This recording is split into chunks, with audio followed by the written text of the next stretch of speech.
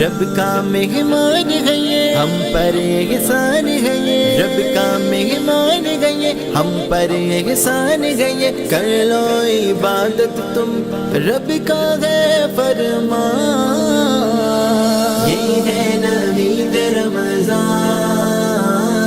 یہ ہے نوید رمضان نوید رمضان یہ ہے نوید رمضان یہ ہے نوید رمضان یہ ہے نوید رمضان نحمده ونصلي ونسلم على رسوله الكريم اما بعد فاعوذ بالله من الشيطان الرجيم بسم الله الرحمن الرحيم والنجم اذا هوى ما ضل صاحبكم وما غوى وما ينطق عن الهوى ان هو الا وحي يوحى صدق اللہ العظیم۔ معزز سامعین و ناظرین، مسجد میں آج تراویح کی نماز کے اندر 27واں سپارہ تلاوت کیا گیا ہے۔ اس سپارے کے اندر سب سے پہلے سورہ طور پڑھی گئی ہے، والطور وکتاب مسطور، پھر سورہ والنجم اذا ہوا ما ضل صاحبکم وما غوا جو ابھی میں نے پڑھا ہے، پھر سورہ قمر اقتربت الساعۃ وانشق القمر، پھر سورہ الرحمن، پھر سورہ واقعہ، پھر سورہ حدید۔ یہ صورتیں آج تلاوت کی گئی ہیں۔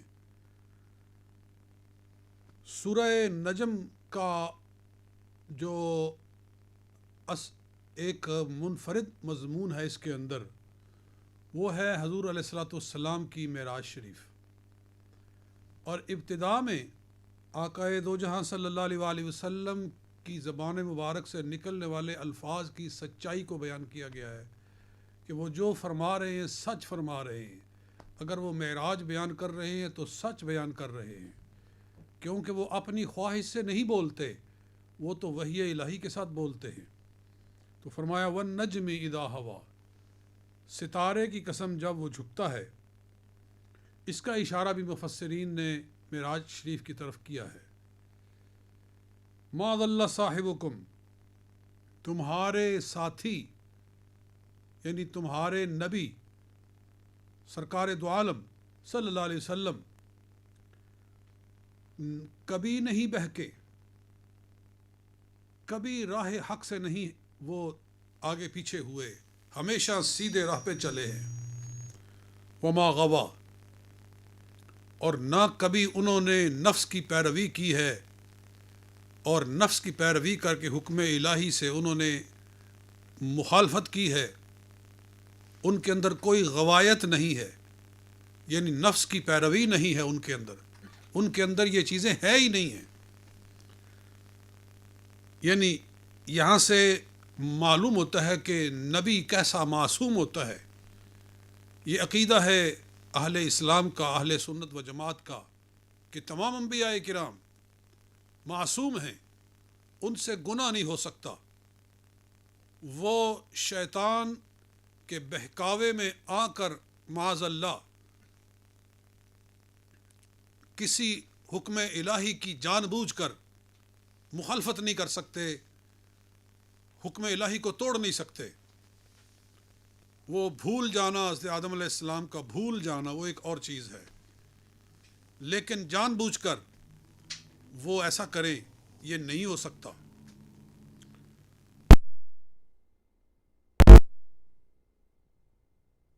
ہمارے ساتھی جناب محمد مصطفیٰ احمد مجتبیٰ صلی اللہ علیہ وسلم کبھی نہ بہکے ہیں، اور کبھی نہ انہوں نے نفس کی پیروی کی ہے، سرکش ہوئے ہیں۔ اور یہاں ایک لفظ بڑا خوبصورت ہے، صاحبکم، اس پہ میں بات کرنا چاہتا ہوں۔ ما ضل صاحبکم، یہ نہیں فرمایا کہ ما ضل رسولکم یا ما ضل نبیکم، ما ضل مرسلکم، تمہارا مرسل، تمہارا رسول، تمہارا نبی، ایسے الفاظ نہیں بولے گئے، بلکہ فرمایا گیا ما ضل صاحبکم، تمہارا صاحب کہیں نہیں بہکا۔ یہ بڑی خوبصورت بات ہے کہ حضور صلی اللہ علیہ وسلم کو امت کا صاحب کہا گیا ہے، اور قرآن میں اور بھی کئی جگہ پر نبی اکرم صلی اللہ علیہ وسلم کو امت کا صاحب قرار دیا گیا ہے کہ آپ اس امت کے صاحب ہیں۔ چنانچہ ایک اور جگہ میرے ذہن میں آتی ہے، وہاں بھی ایسے الفاظ ہیں، الفاظ ہیں ما بصاحبکم من جنہ، سورہ سبا کی آیت نمبر 46 ہے، 46، ما بصاحبکم من جنہ، تمہارے صاحب میں کسی طرح کا جنون نہیں ہے، کیونکہ کفار کہتے تھے کہ معاذ اللہ یہ مجنون ہے۔ فرمایا تمہارے صاحب میں کوئی جنون نہیں ہے، اور یہاں فرمایا گیا معاذ اللہ صاحبکم۔ ایسا کیوں ہے؟ وجہ یہ ہے کہ صاحب کا معنی ہے ساتھ دینے والا، صاحب کا معنی ہے صحبت میں لینے والا یا صحبت میں رہنے والا۔ نبی صلی اللہ علیہ وآلہ وسلم نے اپنی امت کا جیسا ساتھ دیا ہے، جیسا آپ نے اپنی امت کا ساتھ نبھایا ہے، ایسا کوئی نبھا نہیں سکتا جتنا آپ نے اپنی امت کو یاد رکھا ہے، ایسا کوئی یاد نہیں رکھ سکتا۔ حضور صلی اللہ علیہ وآلہ وسلم دنیا میں اپنی امت کے ساتھ ہیں، قبر میں اپنی امت کے ساتھ ہیں، حشر میں اپنی امت کے ساتھ ہیں، ہر میدان میں اپنے غلاموں کے ساتھ ہیں۔ اس لیے فرمایا گیا ما ضل صاحبکم، تمہارے صاحب کو کبھی ایسا نہیں ہوا ہے۔ اور سرکار صلی اللہ علیہ وآلہ وسلم کی بات کو آگے رب تعالیٰ نے یوں ارشاد فرمایا وما ینطق عن الہویٰ، تمہارے جو صاحب ہیں وہ اپنی زبان سے اپنی خواہش کے ساتھ بولتے ہی نہیں، یعنی اپنی مرضی سے بات کرتے ہی نہیں۔ ان ہوا الا وحی یوحیٰ، وہ تو بولتے ہیں تو وحی الہی کے ساتھ بولتے ہیں، جو بولتے ہیں حق بولتے ہیں، جو بولتے ہیں سچ بولتے ہیں۔ اس لیے ایک حدیث ہے غالباً سنن ابو داؤد میں کہ نبی علیہ الصلوۃ والسلام نے فرمایا لکھ لو جو میری زبان سے نکلتا ہے، لکھ لو۔ تو کسی صحابی نے عرض کیا کہ کبھی آپ غصے میں ہوتے ہیں اور کبھی آپ کی کوئی کیفیت ہوتی ہے، تو کیا سب کچھ لکھ لیں؟ تو آپ نے ارشاد فرمایا کہ لکھ لو جو میں کہتا ہوں، واللہ والذی نفسی بیدہ لا یخرج من ھذا الا الحق، اس رب کی قسم جس کے قبضہ قدرت میں میری جان ہے، میرے منہ سے جو نکلتا ہے حق ہی نکلتا ہے، سچ ہی نکلتا ہے، سچ اور حق کے سوا کچھ نہیں ہے۔ حتیٰ کہ صحابہ کرام کہتے ہیں حضور صلی اللہ علیہ وسلم اگر دل لگی فرماتے تھے تو وہ بھی سچی بات، بلکہ حدیث ہے آقا صلی اللہ علیہ وآلہ وسلم نے ارشاد فرمایا میں کسی سے مزاح بھی کروں، دل لگی بھی کروں، تو بھی حق ہی کہتا ہوں۔ یعنی دل لگی میں ہوتا ہے نا، لوگ ایک دوسرے سے ایسی باتیں کہہ دیتے ہیں جو سچی نہیں ہوتی، لیکن بعد میں پتہ چلتا ہے کہ نہیں یہ مقصد اس کا یہ تھا، لیکن آپ مزاح کے اندر بھی سچ فرماتے تھے۔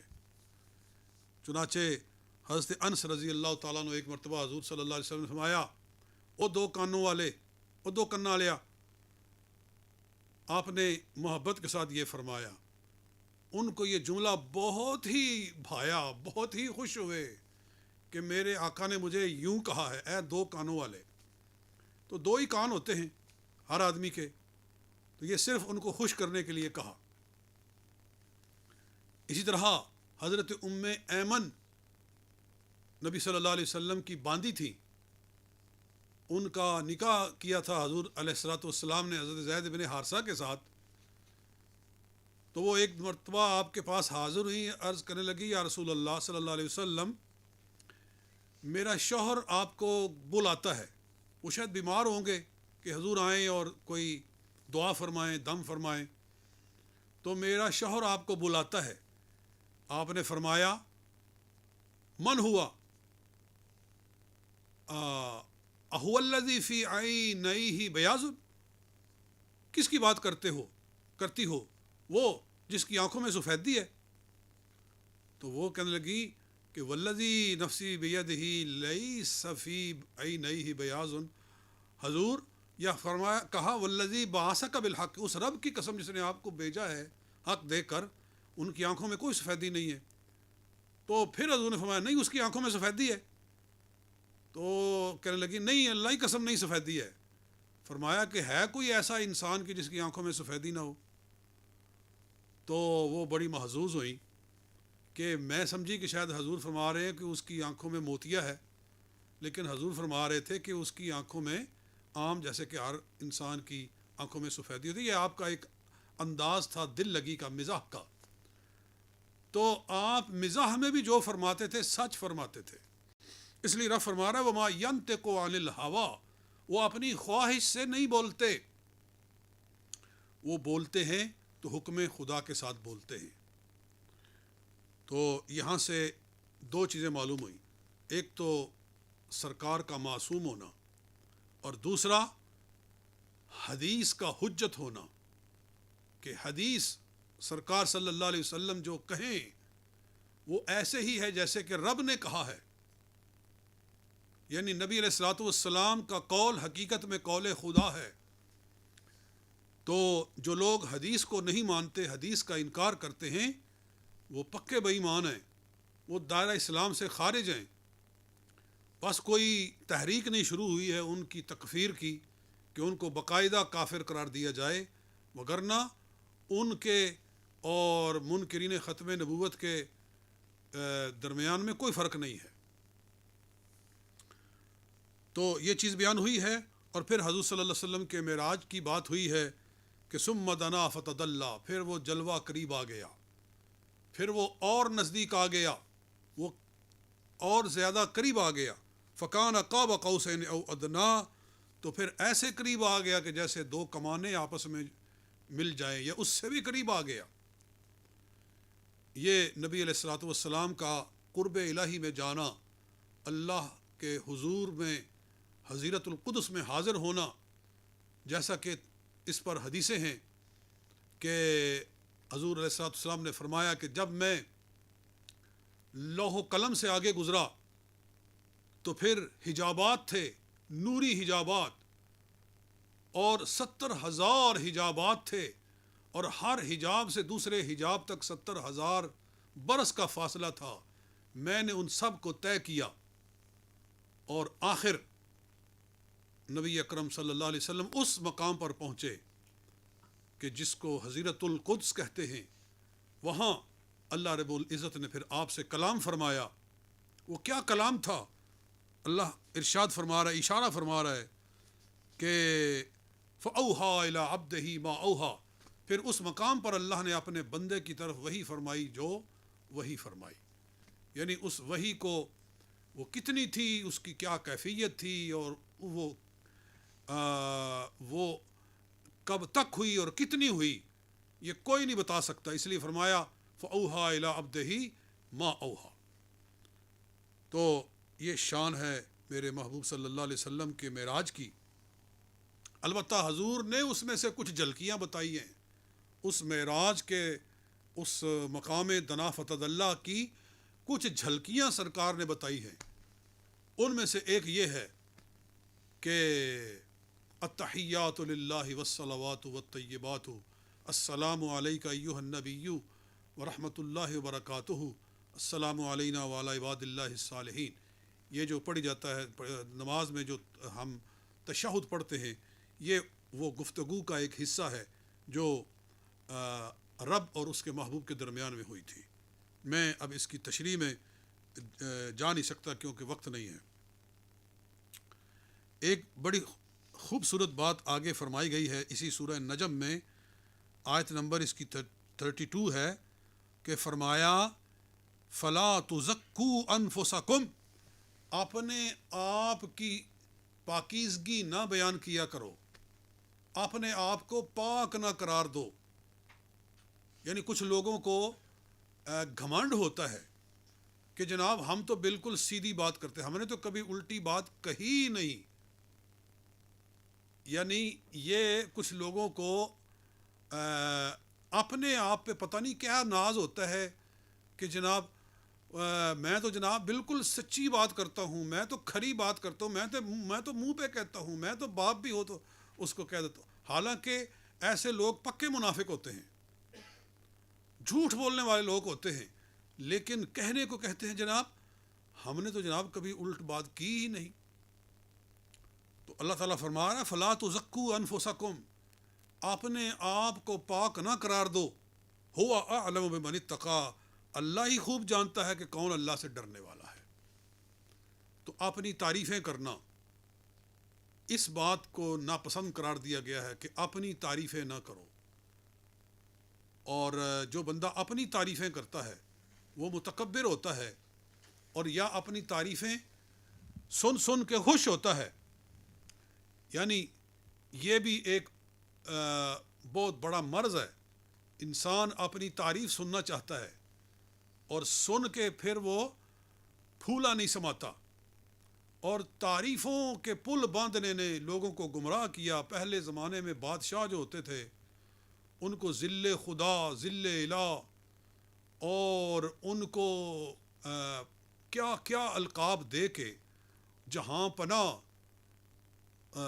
عالم، اور ان کو اس طرح کے القاب دیے جاتے تھے کہ وہ ہوا میں اڑنے لگتے تھے، اور ان میں سے کئی نے خدائی کے دعوے کر دیے. تو گمراہ کیا گیا لوگوں کو، وہ سجدے کروانے لگے خود کو، کیونکہ وہ اپنے تصور میں اپنے آپ کو واقعتاً خدا سمجھنا شروع ہو گئے. اور اسی طرح کسی کی بھی اگر حد سے زیادہ تعریف کرو اور روز کرو تو وہ واقعتاً اپنے آپ کو وہی سمجھنے لگتا ہے کہ جو اسے کہا جا رہا ہے. پھر اگر اس سے کم کوئی بات کی جائے تو وہ اسے برداشت نہیں ہوتی. تو کسی کے منہ کے اوپر اس طرح سے تعریفیں کر کے اس کا دماغ نہیں خراب کرنا چاہیے. وہ ایک شعر ہے نا، ویسے تو مولانا روم کا ہے کہ آدمی جانور فربا شود از راہ نوش، آدمی فربا شود از راہ گوش. اس کو اردو میں بڑا آسان سا ترجمہ کر دیا گیا ہے کہ جانور فربا ہو راہ نوش سے، آدمی فربا ہو راہ گوش سے. یعنی جانور کھا کے موٹے ہوتے ہیں اور بندہ سن سن کے موٹا ہو جاتا ہے، یعنی کان کے ذریعے موٹا ہو جاتا ہے. وہ نوش سے موٹے ہوتے ہیں اور بندے گوشت سے موٹے ہو جاتے ہیں. تو ایک حدیث ہے، حضور علیہ الصلوۃ والسلام نے ارشاد فرمایا کہ جب تم ایسے لوگوں کو دیکھو کہ وہ کسی کے منہ پر اس کی جھوٹی تعریف کر رہے ہیں تو ان کے منہ پہ مٹی مارو، فحسوا علی وجوہہم التراب، ان کے منہ پہ مٹی مارو. حضرت امیر معاویہ رضی اللہ تعالیٰ عنہ کی ایک شخص تعریف کر رہا تھا. حضرت ابو ذر غفاری رضی اللہ تعالیٰ عنہ وہاں تھے. انہوں نے محسوس کیا کہ یہ حد سے بڑھ رہا ہے، یہ جھوٹی تعریف کر رہا ہے. آپ نے واقعتاً زمین سے مٹی اٹھا کر اس کے منہ پہ مار دی. تو وہ بڑا سٹ پٹایا کہ یہ آپ نے کیا کیا ہے. آپ فرمایا میں نے حدیث مصطفیٰ پر عمل کیا ہے. آپ نے فرمایا کہ ایسے لوگوں کے منہ پہ مٹی مارو تو میں نے مار دی ہے. اور آج آپ دیکھیں کہ پیروں، سجادہ نشینوں کے سامنے بیٹھ کر ان کی تعریف میں ایسے ایسے قصیدے پڑھے جاتے ہیں، ایسی ایسی نظمیں پڑھی جاتی ہیں کہ اللہ اکبر، وہ پتہ نہیں کہاں سے کہاں پہنچ جاتے ہیں. اور لوگوں کا مقصد ہوتا ہے صرف ان کو شیشے میں اتار کے ان سے پیسے نکالنا. اور اسی طرح سیاسی لیڈروں کی تعریفیں کی جاتی ہیں اور ان کو پاگل بنا دیا جاتا ہے، وہ صحیح معنی میں پاگل ہو جاتے ہیں. جیسے ہمارے وطن عزیز کے اکثر و بیشتر جتنے حکمران آئے ان کو ان کی پارٹیوں نے پاگل بنا دیا. تو اللہ تعالیٰ ان چیزوں کا رد کر رہا ہے کہ اپنے آپ کو ستھرا مت سمجھو، اپنے آپ کی پاکیزگی کے نعرے نہ لگاؤ. ہوا اعلم بمن اتقی، رب خوب جانتا ہے کہ کون اللہ سے ڈرنے والا ہے.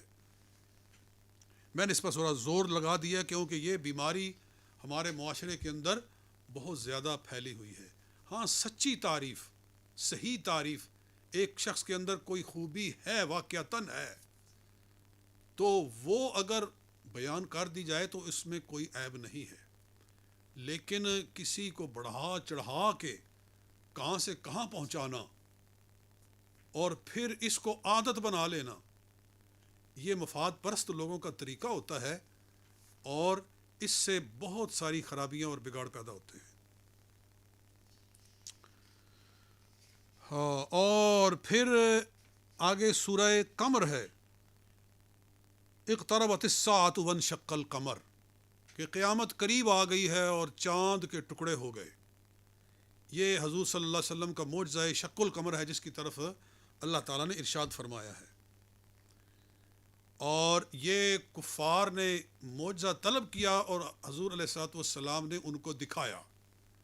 کفار نے کہا کہ ہم کہتے ہیں کہ پتھروں کو بلواؤ تو یہ پتھروں کو بلوا دیتے ہیں، ہم کہتے ہیں کہ درختوں کو چلاؤ تو یہ درختوں کو چلا دیتے ہیں، ہم ان سے جو مانگتے ہیں یہ دکھا دیتے ہیں. تو یہ بڑا جادو ان کا چل گیا ہر شے کے اوپر. کہنے لگے کہ جادو زمین پہ ہی چل سکتا ہے نا، آسمان پہ تو نہیں چل سکتا. تو کہنے لگے چاند کے 2 ٹکڑے کر کے دکھاؤ. سید عالم صلی اللہ علیہ وآلہ وسلم نے دعا فرمائی، اور دعا فرما کے آپ نے چاند کی طرف اشارہ کیا تو چاند کے 2 ٹکڑے ہو گئے. اور یہ صحیح بخاری کے اندر موجود ہے، صحیح مسلم کے اندر موجود ہے. میں نے اس آیت کی تفسیر میں تقریباً 7 صحیح احادیث پیش کی ہیں کہ احادیث صحیحہ کے مطابق یہ معجزہ نبی اکرم صلی اللہ علیہ وآلہ وسلم کے عظیم معجزات میں سے ہے. اشارے سے چاند چیر دیا، گئے ہوئے خر کو پھیر لیا، چھپے ہوئے خر کو پھیر لیا، گئے ہوئے دن کو عصر کیا، یہ تاب و تواں تمہارے لیے. تو یہ چیز یہاں بیان فرمائی گئی ہے. میں آگے سورہ الرحمن میں چلتا ہوں. سورہ الرحمن یہ اتنی پیاری اور خوبصورت ہے یہ سورت کہ اس کو پڑھتے جاؤ تو انسان کے دل میں ایمان کی کلیاں کھلتی جاتی ہیں. بار بار کہا جا رہا ہے فَبِأَيِّ آلَاءِ رَبِّكُمَا تُكَذِّبَانِ، اے جنوں اور اے انسانوں، بتاؤ تم رب کی کس کس نعمت سے انکار کرو گے، اللہ کی کون کون سی نعمتوں کو جھٹلاؤ گے. اللہ نے دنیاوی نعمتیں بیان فرمائی، پھر اللہ تعالیٰ نے اخروی نعمتیں بیان فرمائی، اور پھر اللہ تعالیٰ نے کچھ جہنم کے عذابات بتائے، کہ بتایا کہ اگر تم ایمان لے آؤ تو ان سارے عذابات سے بچ جاؤ گے، اور ہر بار فرمایا فَبِأَيِّ آلَاءِ رَبِّكُمَا تُكَذِّبَانِ. تو اس میں اللہ تعالیٰ نے انسانوں اور جنوں دونوں کو بار بار کہا ہے کہ تم اللہ کی کس کس نعمت سے انکار کرو گے. اور پھر وہ نعمتیں بھی بیان کی ہیں کہ جو اہل جنت کو جنت میں عطا کی جائیں گی. حوریں، وہاں کی نہریں، فرمایا فیہما عینان تجریان، وہاں 2 عظیم نہریں بہہ رہی ہیں. فیہما من کل فاکہۃ زوجان، وہاں ہر طرح کا پھل جوڑا جوڑا موجود ہے. پھر تم اپنے رب کی کون کون سی نعمت کو جھٹلاؤ گے. متکئین علی فرش، وہ ایسے قالینوں کے اوپر جلوہ افروز ہوں گے یا ایسے تختوں کے اوپر جلوہ افروز ہوں گے. بطائنہا من استبرق، کہ ان کا اندر والا حصہ استبرق کا ہے. بطائنہا یعنی ایسے فراش، ایسے قالین کہ جن کا نیچے والا حصہ جو ہے نا وہ استبرق کا ہے. مطلب یہ ہے کہ جب ان کا نیچے والا حصہ اتنا پیارا ہے تو اوپر والا کتنا پیارا ہوگا.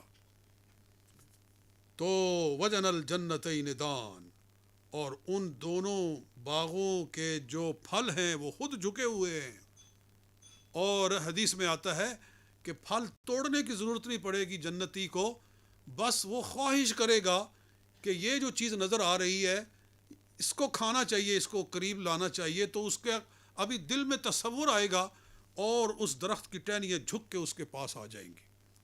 تو اس لیے فرمایا وَجَنَ الْجَنَّتَيْنِ دان، کہ ان دونوں باغوں کے پھل قریب آئے ہوئے ہیں۔ فَبِأَيِّ آلَاءِ رَبِّكُمَا تُكَذِّبَانِ، تو پھر تم اپنے رب کی کس کس نعمت کو جھٹلاؤ گے۔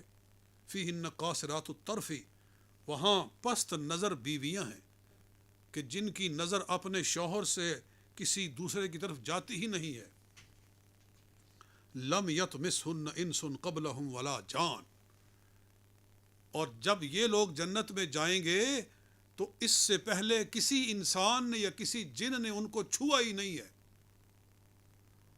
ان آیات سے ایک دلیل یہ ملتی ہے کہ جس طرح نیک انسان جنت میں جائیں گے، اسی طرح نیک جنات بھی جنت میں جائیں گے، کیونکہ جنات کو بھی اللہ تعالیٰ ساری جنتی نعمتوں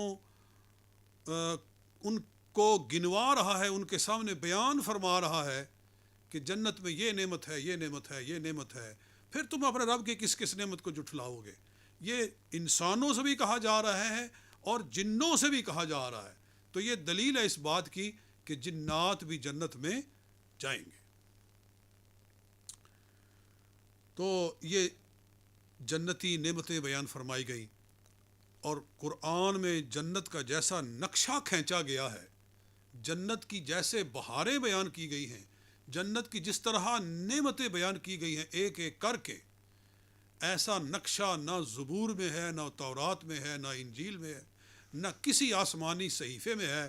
جنت کا جو نقشہ قرآن میں کھینچ کے رکھا گیا ہے، اور یہ اس لیے رکھا گیا ہے تاکہ لوگ اس اعلیٰ ترین گھر کے حصول کے لیے کوششیں کریں، محنتیں کریں، اور ایسے کام نہ کریں کہ دنیا کی حقیر لذتوں کے پیچھے پڑ کر ان لازوال ابدی نعمتوں سے محروم ہو جائیں۔ ایسا نہ ہونے پائے، اس لیے قرآن میں جنت کے نقشے بیان کیے گئے ہیں۔ بہرحال بہت کچھ ہے کہنے کے لیے، ہر صفحے کے اوپر مضامین ہیں اور ٹائم نہیں ہے۔ جی ہاں، میں سورہ واقعہ، آگے سورہ واقعہ ہے، اللہ تعالیٰ فرماتا ہے مجھے اس مقام کی قسم جہاں ستارے گرتے ہیں، فلا اقسم بمواقع النجوم، مجھے ستاروں کے گرنے کے مقام کی قسم۔ وہ کیا ہے؟ وہ ستارے کیا ہیں؟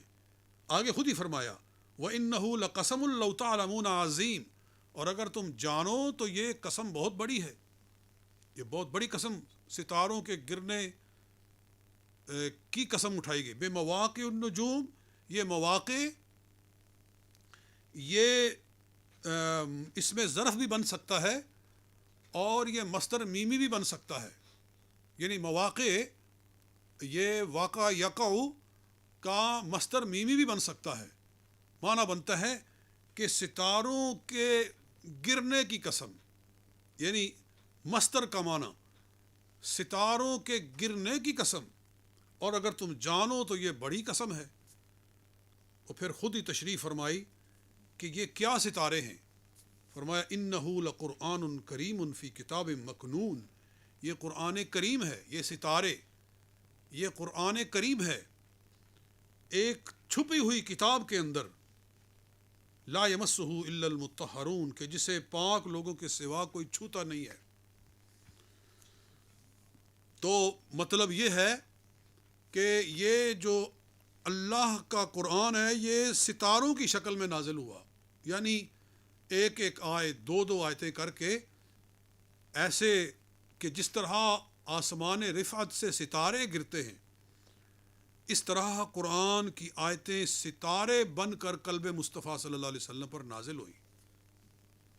تو اگر ستاروں کا گرنا معنی ہے تو بھی بڑی خوبصورت بات ہے، اور اگر یہ کہ ستاروں کے گرنے کی جگہ کی قسم، تو پھر معنی یہ بنتا ہے کہ مجھے قلب مصطفیٰ کی قسم کہ جہاں قرآن ستاروں کی طرح گرتا رہا، اس قلب کی قسم، اس لیے کہ اس قلب کی کیا قوت ہے کہ رب فرماتا ہے لو انزلنا ھذا القرآن علی جبل لرأیتہ خاشعا متصدعا من خشیۃ اللہ، اگر قرآن کو ہم پہاڑوں پہ اتارتے تو وہ اس کی ہیبت سے ریزہ ریزہ ہو جاتے، لیکن جس قرآن کو پہاڑ نہ اٹھا سکتے تھے اس قرآن کو قلب مصطفیٰ صلی اللہ علیہ وسلم نے اٹھایا، اس لیے اللہ تعالیٰ اس کی قسم یاد فرما رہا ہے۔ اور لا یمسہ الا المطہرون میں یہ اشارہ ہے کہ قرآن کو بغیر پاک ہاتھ کے چھوا نہیں جا سکتا، قرآن کو بغیر وضو کے نہیں چھوا جا سکتا۔ آج کچھ لوگوں نے نیا مسئلہ گھڑا ہے، کچھ ڈاکٹروں نے، نالائق ڈاکٹروں نے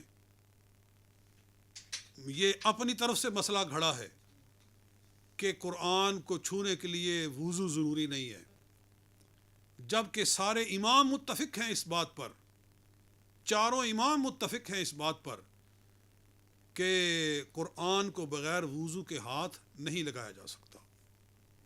اور حدیث ہے حضور علیہ الصلوۃ والسلام نے ارشاد فرمایا کہ لا یمس القرآن الا علی طہور، لا تمس القرآن الا وانت علی طہور، یہ الفاظ کہ قرآن کو نہ چھوؤ مگر اس صورت میں کہ جب تم وضو کے ساتھ ہو۔ طہور کا معنی وضو ہوتا ہے۔ تو یہ چیزیں، اور آگے سورہ حدید ہے، میں سورہ حدید کی ایک آیت بس بتاتا ہوں اور پھر میں بات کو ختم کر دیتا ہوں کہ فرمایا، اس کی آیت نمبر 10 ہے لا یستوی منکم من انفق من قبل الفتح وقاتل، کہ اے نبی علیہ الصلوۃ والسلام کے ساتھیوں، یہ صحابہ کرام کو خطاب فرمایا جا رہا ہے، تم میں سے جو فتح مکہ سے قبل دین کے لیے مال خرچ کرنے والے ہیں اور جہاد کرنے والے ہیں، وہ برابر نہیں ہیں پچھلوں کے ساتھ۔ اولئک اعظم درجۃ من الذین انفقوا من بعد وقاتلوا، ان کا درجہ بہت ہی بلند ہے ان سے جو کہ بعد میں مال خرچ کرنے والے اور جہاد کرنے والے تھے، تو ان کا درجہ پچھلوں سے بہت اونچا ہے۔ تو وہ آگے فرمایا وَكُلًّا وَعَدَ اللَّهُ الْحُسْنَى، اور اللہ نے پچھلوں یا پہلوں سب سے جنت کا وعدہ فرما لیا، حسنا کا وعدہ فرما لیا۔ اور حسنا کی تفسیر خود قرآن نے کر دی، ان الذین سبقت لہم من الحسنى اولئک عنہا مبعدون، کہ جو لوگ وہ ہیں کہ اللہ نے ان سے حسنا کا وعدہ کر لیا ہے وہ دوزخ سے دور کر دیے گئے۔ تو گویا ہر صحابی جنتی ہے، ہم جو کہتے ہیں نا ہر صحابی نبی جنتی جنتی، یہ نعرہ آج کل چل رہا ہے کہ ہر صحابی نبی جنتی جنتی، تو یہ نعرہ کسی عالم نے، کسی مفتی نے، کسی فقیر نے نہیں بنایا، یہ نعرہ ہمیں اللہ کے قرآن نے عطا فرمایا ہے، کیونکہ اللہ فرما رہا ہے وَكُلًّا وَعَدَ اللَّهُ الْحُسْنَى، لہٰذا اس نعرے سے چڑھنے کی ضرورت نہیں ہے۔ بعض لوگ اس نعرے سے چڑھ رہے ہیں، تو یہ تو قرآن سے چڑھنے والی بات ہے۔ تو اللہ ہمیں قرآن کی صحیح فہم و بصیرت نصیب فرمائے اور ہم قرآن کو پڑھا کریں، قرآن پہ عمل کیا کریں۔ وما علینا الا البلاغ المبین۔ یہ ہے نوید رمضان۔